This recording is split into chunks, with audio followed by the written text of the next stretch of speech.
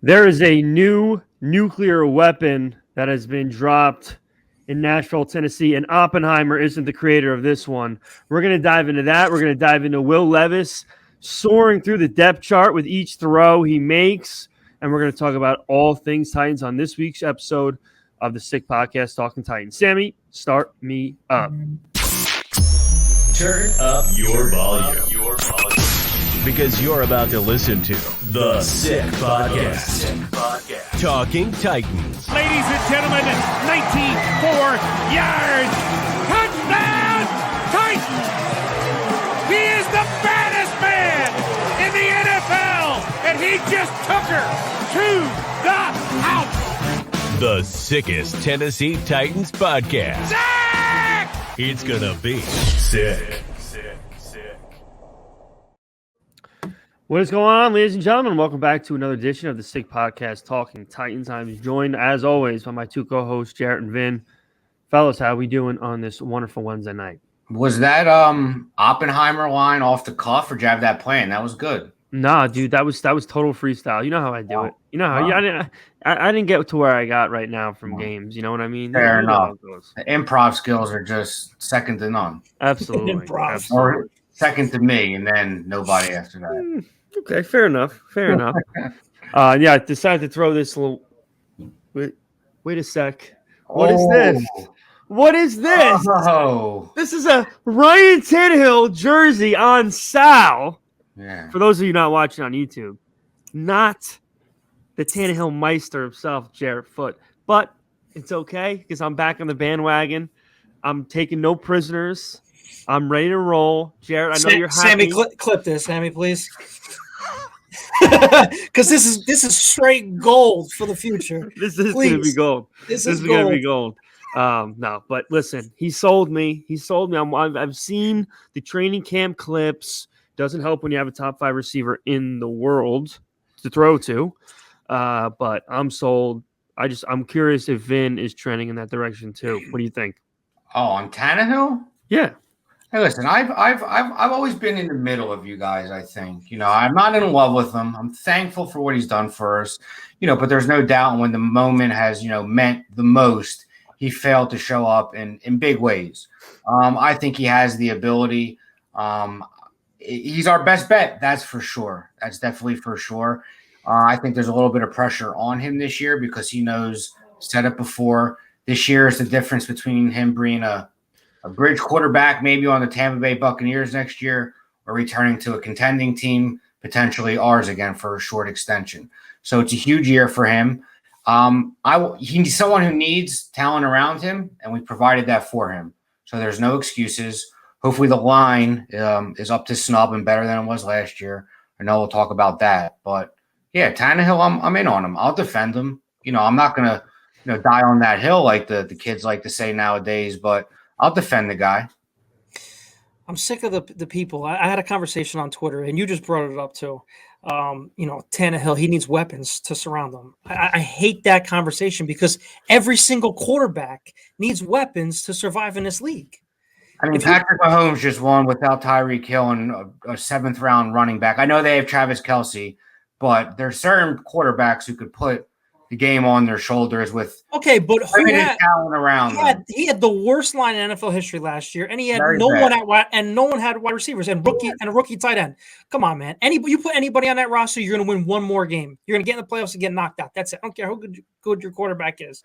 But like I said, Ryan Tannehill going forward, he looks really good in camp so far. He's staying after with wide receivers to get applicable with the offense, especially with D-Hop. So everything looks good. But I'm going to tell you, I'm going to flip it on you. What really looks good, and you can clip this too, Sammy, is Will Levis right now. Monday, he was 3 for 3 in the red zone, and he was really good on Tuesday with an unscripted practice for him. So, man, he's flying up the depth chart, like Sal said. So, listen, I'm on board. He's a quarterback, but my faith is still Ryan Tannehill. I can't believe I just said that. Folks, if you weren't watching on YouTube, I had to put my earpiece down, take my Ryan Tannehill jersey off, and do a double take because I just thought I heard, which I think I can confirm, Jarrett say something positive about Will Levis with a smile on his face. So This is a very special episode, regardless, because Bang, that's bang, just starts off with fire. absolute fire. I had to take off the Tannehill jersey at that point because once Will Levis gets brought up in a positive light, you know how I get all bubbly. So, listen, it's a good problem to have. We've said this a million Absolutely. times. You got three guys that are all desperate to bring, positivity and a plausible offense. They all three of them want a job. All three of them want to succeed in the NFL. And we've seen two guys already that appear to be taking steps. Malik Willis from last year, and then Will Levis from the start of camp until now. So it's just there's nothing bad that can come of this. We want it to be a tight competition. We want to see both of them ball out next Saturday. And, may the best man win. I'm not going to be biased. I mean, I've loved both of them very, very much. I still do. If Malik beats out Will, the backup role, I'm fine with it because Will Levis ain't going anywhere. If it's the other way around, of course I'm fine with it. But it's like I said, I mean, it's a good problem to have. What do you guys think? Who do you think is going to finish this out and get that backup role? Ben? I think they're going to showcase, obviously, both of them, but I think, obviously, they moved up for Will Levis. They're big on him and what he can do in the future for this team. I think they're going to showcase Malik Willis as best as they can and probably try to move on from him. Hopefully snatch a 6th, 7th round pick. Anything you can get for him, I would take.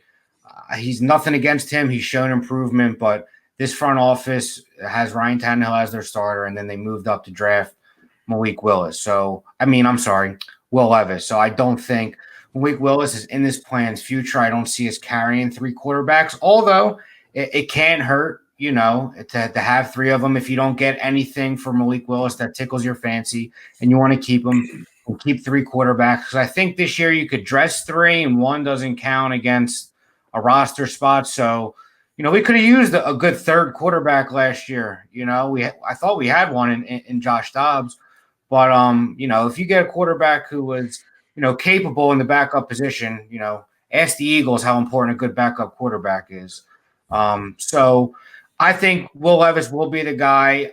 I do think, though, we got to be cautious about what we're seeing in training camp because every year in every camp, there's a sweetheart that everybody loves. He looks great with no pads on or 7-on-7 or a red zone drill. I mean, last year we thought Kyle Phillips was the second coming of Julian Edelman. And who knows, he still might be. But take everything that you see in the offseason with a grain of salt, in my opinion. Am I happy? He looks good? Absolutely. Hopefully he doesn't have to get on the field this year. Hopefully Tannehill does his thing. But to answer your question after I went on that rant, I'm going to go, obviously Tannehill will be our starter and Levis will be our backup. And I see us moving on from Malik Willis for a late round pick, especially because next year we don't have really any draft capital at all. So. See, I don't see that happening at all. I think they carry 3. I think Willis will be the 3rd guy, and Will Levis will be the 2nd guy as the backup. They're going to dress him, and it's not going to, count against the number on game day. So that's a good problem to have, especially coming into next year because Ryan Tannehill will be out. Because I definitely don't see whether he wins the Super Bowl, does not, goes to the AFC Championship game. I think he's done in Tennessee after this year. If he wins the Super Bowl, I think he's coming back. No. Yeah, no way. They're not getting. You give him like a 1-year, $25 million deal. You're invested so much in these young quarterbacks. If he wins the Super Bowl, Sal will get 1 and 7 tattooed on his ass cheeks. He said. Okay. Yeah. Well, that's Sal's problem, but I'm still not going to do that though. But I still think they're going to carry the 3 of them. It's a good problem to have, like I just said. But what they have to do in the preseason right now is to get in the game, sustain drives. I know they really don't put game plans in. The defense don't game plan, so it's going to be a generic defense. So they got to be able to not go 3 and out and actually read defenses. Like Vinny said, anybody can do a 7-on-7 drill, 11-on-11 in practice. No pads and in the red zone. So I'm not really worried about that. Moving forward after this week, we'll see what happens with them.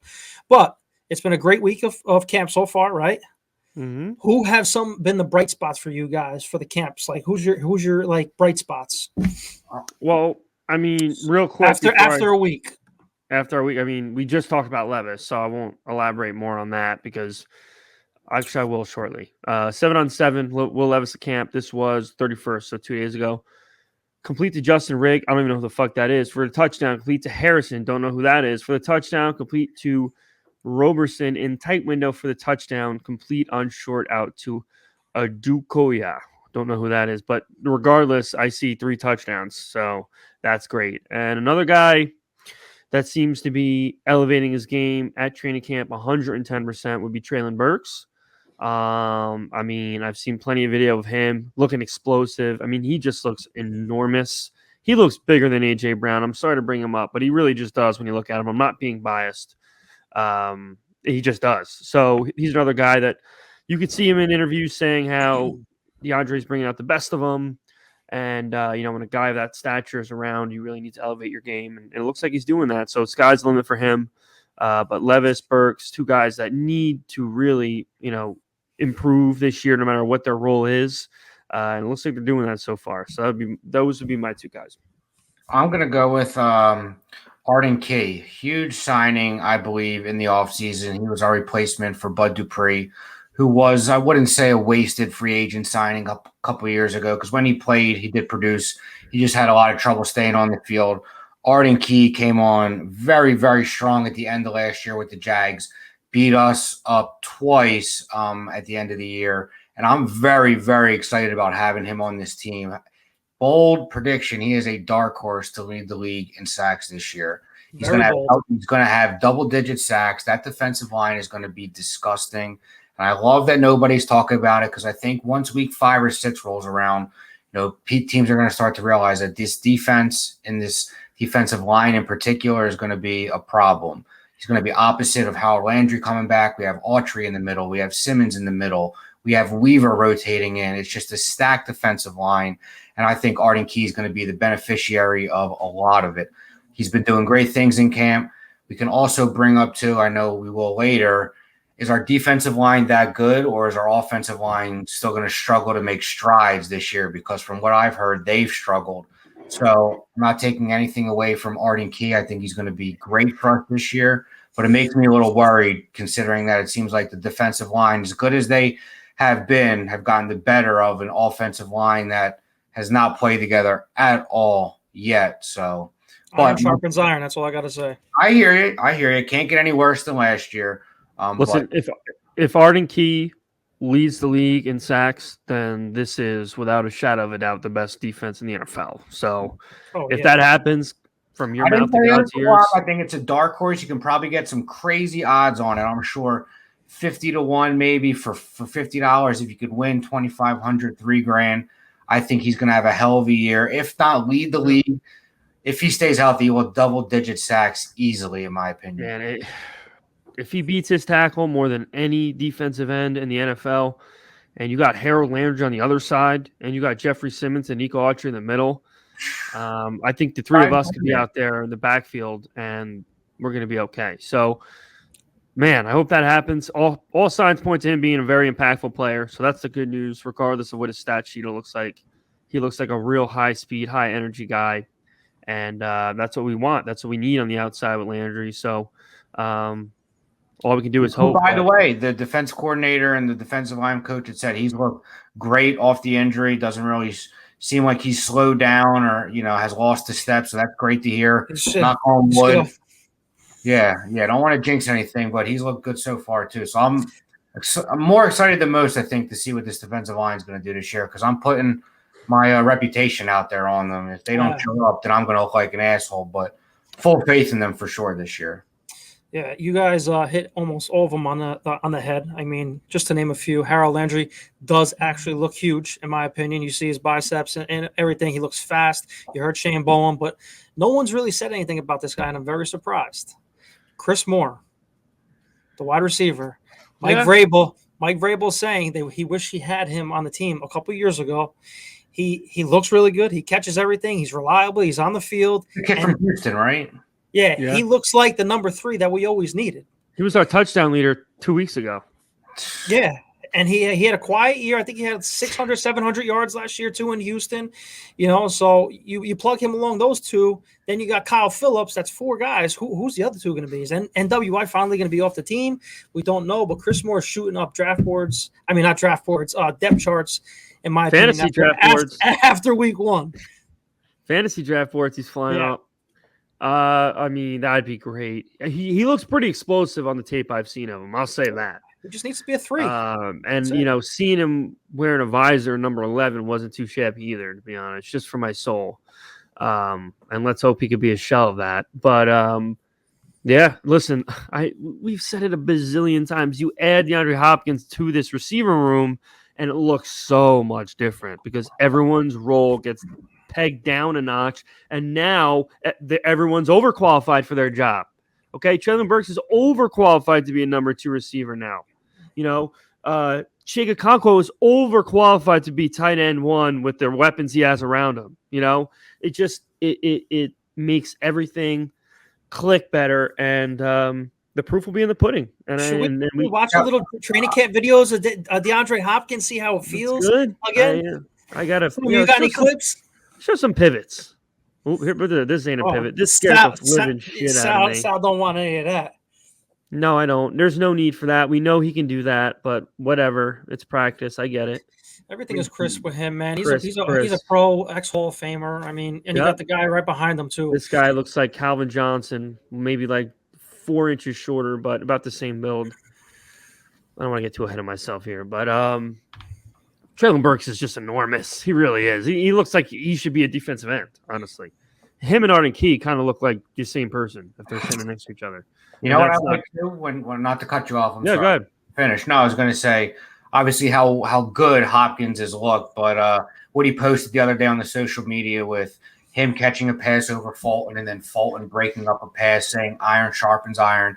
It seems like he's made an impact on this team, not only on the offensive side, but absolutely wants to get the whole team around him better. And getting the best out of our best pound for pound cornerback, you'll love to see things like that. So I'm beyond excited. He's looked quick. He's looked sharp. He looks ready to go. And yeah, another thing I need to add too, and this probably wouldn't matter to most, but it really matters to me.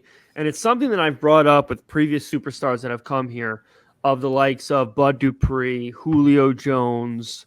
There's probably a couple other I'm missing, but DeAndre Hopkins is like sharing a lot of the stuff on his social media. Okay, like he's posting things in the building.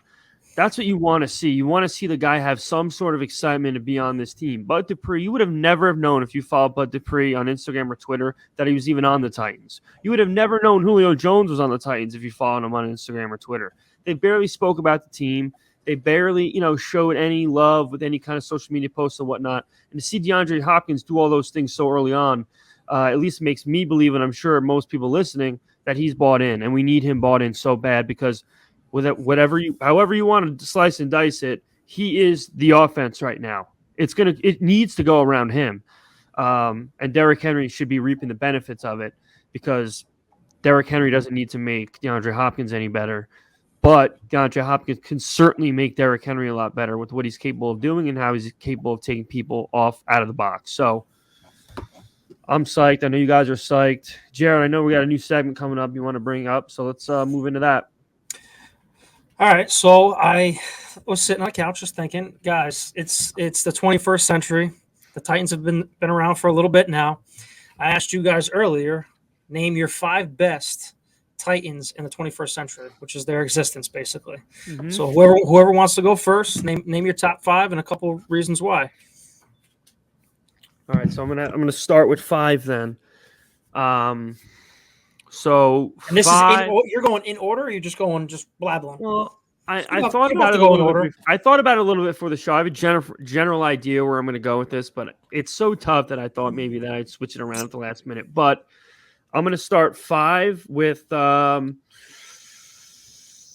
freak, Javon Curse. He would be number 5 for me. He can't be off the list. First or second Titan jersey I ever had. It was either him or Derek Mason, who will also be on the list. So yeah, number 5 would be Javon Curse. Man, this is really tough. Why don't you give us 5, Vin? We'll go back and forth, and then Jared could do his whole 5 on his own. I like that. Well, actually, I was going to say Javon Curse at 5. You have to put him in there. I'll give him number 5, especially because I love the fact he came back here after he left Philly to retire here. Yep. Best defensive lineman we've had in the history of this franchise. Haynesworth was good, but that was short-lived. Simmons has the potential, but for the time being, Javon Curse, that's how I try to go by it, almost best of each position, that we've had. And he's definitely the best defensive lineman that we've had. So have his jersey still. Worked that Jets game where I met you, Momos, a couple years ago. So got to put the freak of 5. Okay.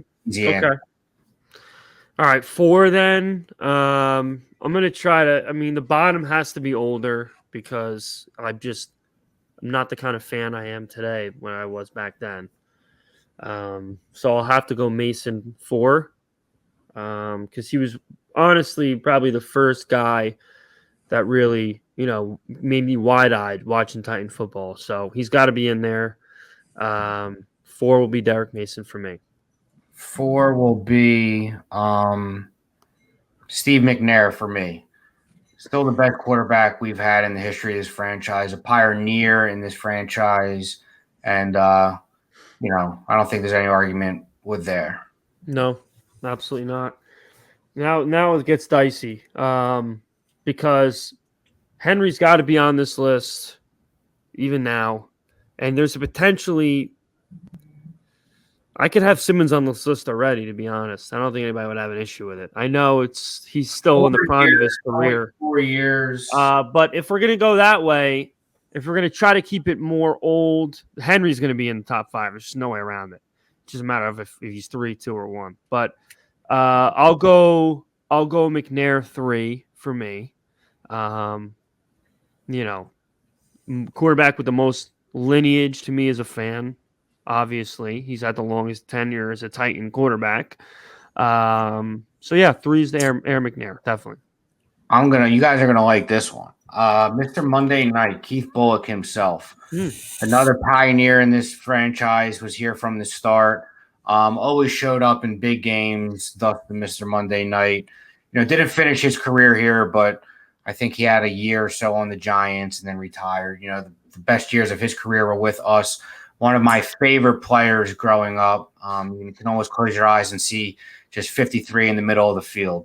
So definitely on my top 5 and the best linebacker we've had, I think by far, not even close.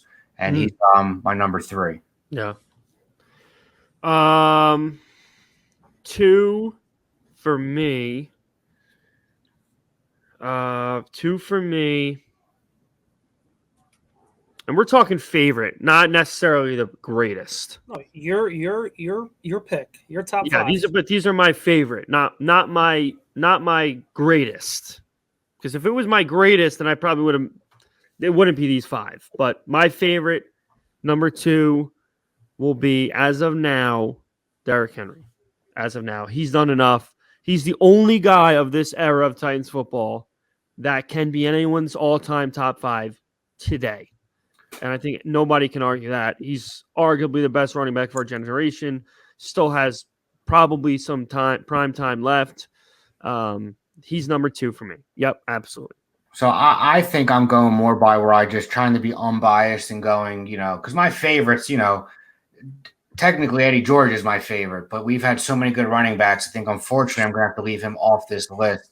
If we're talking about all-time greats, and I want to try to be fair almost to every position group, I know it's only tough when you only have 5, but someone who didn't start his career with us but ended his career with us, Hall of Fame center Kevin Mawai, I think was, underappreciated here, was part of, a transition phase here where we were at some bad teams, but was also on the team where Kerry Collins, we were 13-3, made a run at it, lost to the Ravens, but all-time greats. I mean, the guy's in the Hall of Fame, so you got to give it to Kevin Mawai. Was at that time one of our bigger free agent signings in the history of this team because it had only been 10 or so years that we had moved to Nashville. It was a big signing.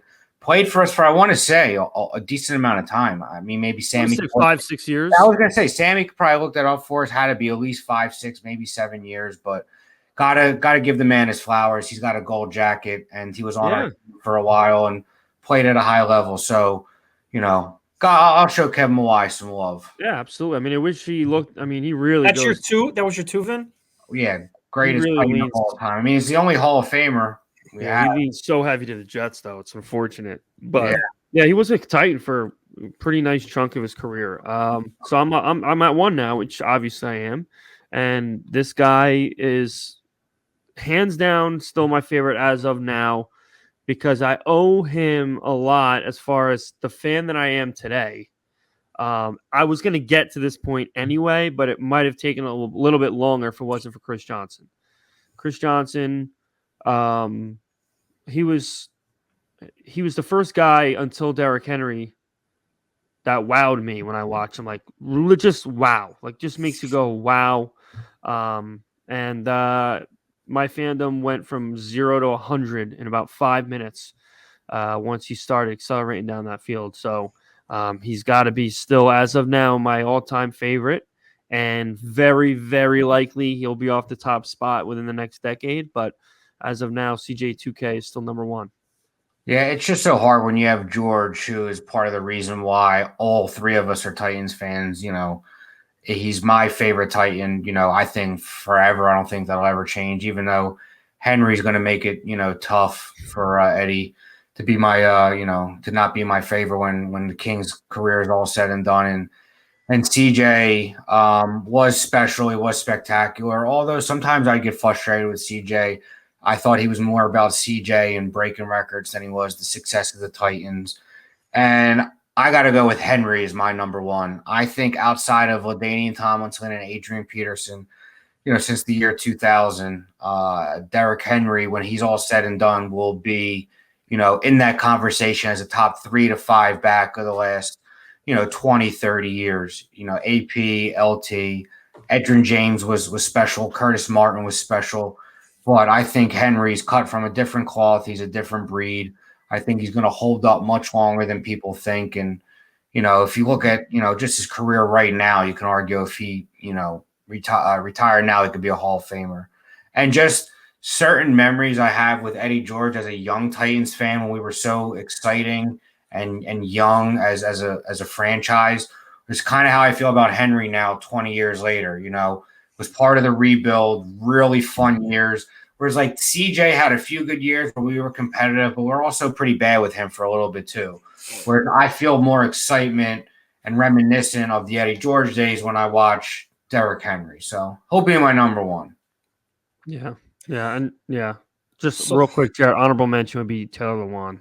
Honorable mention. That's what I was going to ask you guys. If you had one honorable mention, who would it be? Because I grew up with him. That's why. Like, I literally, him and Byard are the only two guys that, like, I genuinely grew up with. Like, they came in the league when I was just barely able to drink, and I'm going to be 30 in 4 weeks, and they're still on the team. So, like, they have to be in the mix.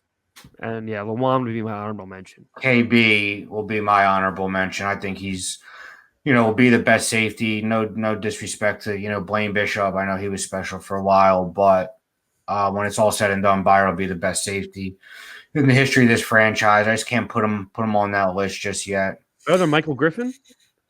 We're all very similar in this category right here, but the honorable mention is a little different for all three of us. So I'm going to save my honorable mention for last, and it may shock a little bit of people. But to start off at 5, I'm going to go with Mr. Monday Night himself, Keith Bulluck, because he showed up when the lights were always on, and he was part of definitely some good teams and some rebuild teams. I was listening to him on the Titans podcast with Amy and Mike Keith, and when he got elected into the Tennessee Hall of Fame, and he just reminisced about his time in Nashville, and he loves it, and he's a coffee shop owner now. So I loved everything about Keith Bulluck growing up.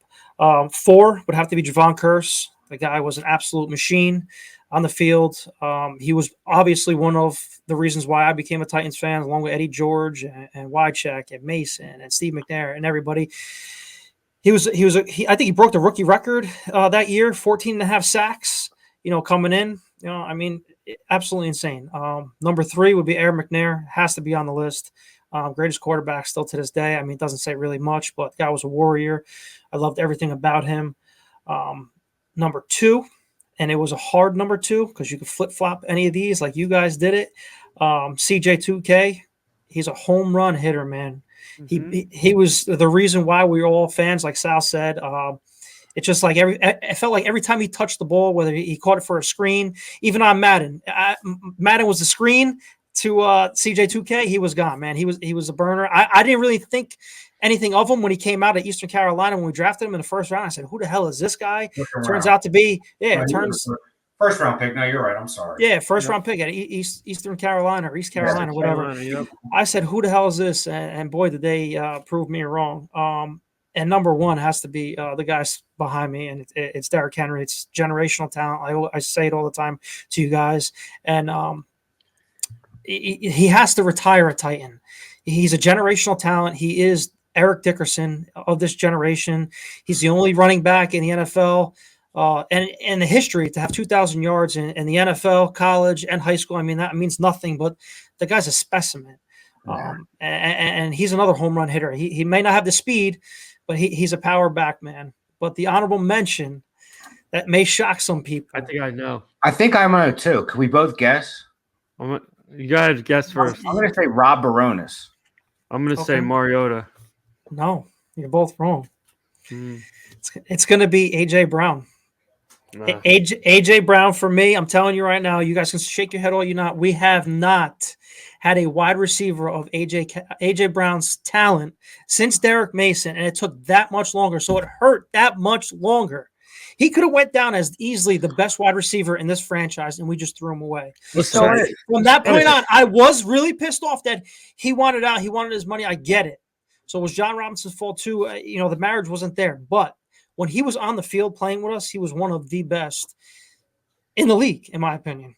He is. Yeah. Shades of Terrell Owens. Yeah, I mean, it's shades of Terrell Owens, in my opinion, the way he plays. He could take a bubble screen, 80 yards. He makes contended catches. He uses his body to his advantage. Freak of nature. Loved him when he was here, but unfortunately, he's in my backyard now. He's probably lives like 15 minutes from me, so it's a little harder for me down here. But I had a fucking shrine of the guy. I mean, really, he was my favorite athlete. Forget Titan. He's my favorite athlete. Let's see if Burks can make us forget about him. Well, hopefully. I am surprised nobody threw Frank Wycheck in there. Some good years with him. He wasn't that before our time. Yeah, not even before our time. He wasn't that like he threw the backwards lateral. Yeah, I mean, he wasn't that worthy game changer. I mean, all those guys were game changers. I mean, you could have Hainsworth on that list, like you guys said. Yeah. It's almost more fair to pull a top 10 because you almost feel bad leaving.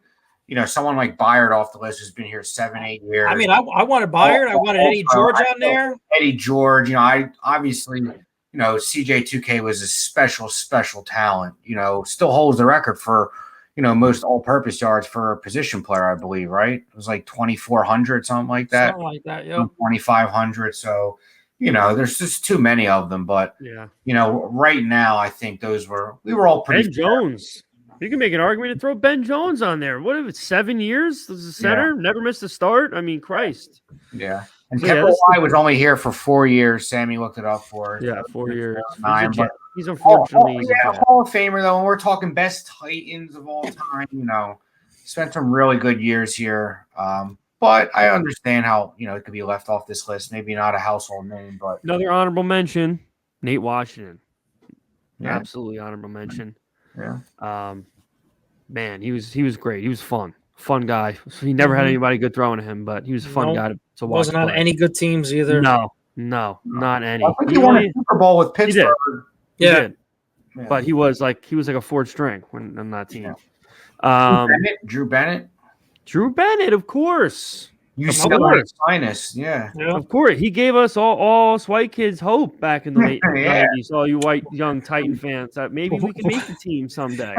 What about Justin Gage with Kerry Collins in that 08 season? Gage, Chris Hope was pretty good.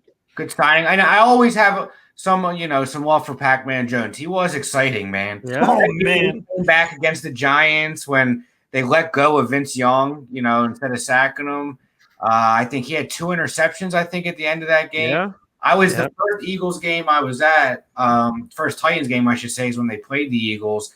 And he returned the punt for a touchdown, and I was in the back of the end zone, and he jumped on the pylon and slid down it, and I'll never forget it. Yeah. So, Pac-Man would be up there. Justin McCarron's. He was a dude. He was a dude. wasn't great, obviously, but we had a plethora of average receivers. We can just name them: Kenny Britt. Like I said, Nate Washington was above average. Here's a name. I'm going to throw out at you. Tyrone Calico. Remember that name? Is that Calico, name? of course. I'm going. I mean, then you could go Algie Crumpler, who had a really good tight career minus that playoff game. He was a great tight end for us. Rashad Matthews until he went AWOL. Yeah, Rashad Matthews. He was the guy that always did the surfboard. Those were the days, man. That was like 16, 17. You could just so many name drops that nobody besides Titan fans know their name. Yep. I mean, it's crazy. There's just tons of names, and I love name drop. That should be an episode too. We're gonna have a competition. We're gonna go one by one. We're gonna name drop old Titan players, and whoever is the last one standing will be the I got another one for you. Only here for a few years, but Pro Bowl was rookie year. Mark Mariani, yeah. Snapped his leg in half in that preseason game, and I think dude, for him. Titan kick return Hall of Fame, Mark Mariani, definitely. Speaking of kickers, we got a camp. I got an update on kickers because everyone, kickers are people too. They are. For all you listeners out there. Yeah, people we never had. Kickers, we have nothing, but we have rookies and young guys. Trey Wolf is in camp, right? Wolfpack.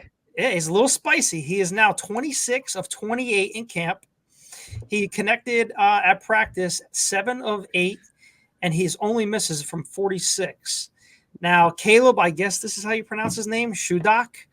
He did not kick in team period yesterday, but in camp he is 18 of 20. So Trey Wolf is 92%, and Shudak is 90% in camp so far. Here's what I got to say to that.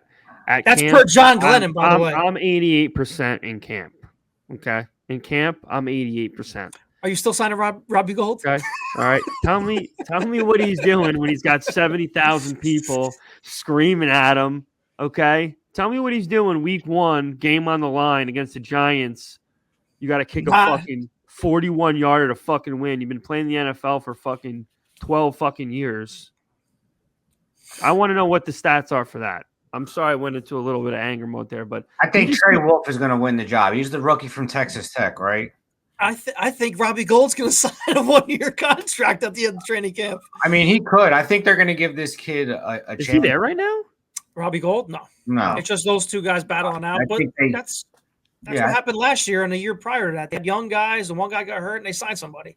Did Mason Crosby get released? He didn't get released, did he? No. I don't think so. Robbie Gold's still sitting out there, man. He's a San Fran guy, so you would think the relationship with Carthon.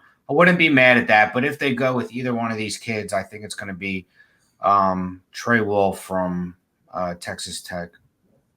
Sounds more like a smoother name. You feel more confident with Trey Wolf coming in to kick the game winner than Caleb Shudak. Just sounds like a bum to me. You know Spoiler alert, we're about to trade Ryan Tannehill for Harrison Butker.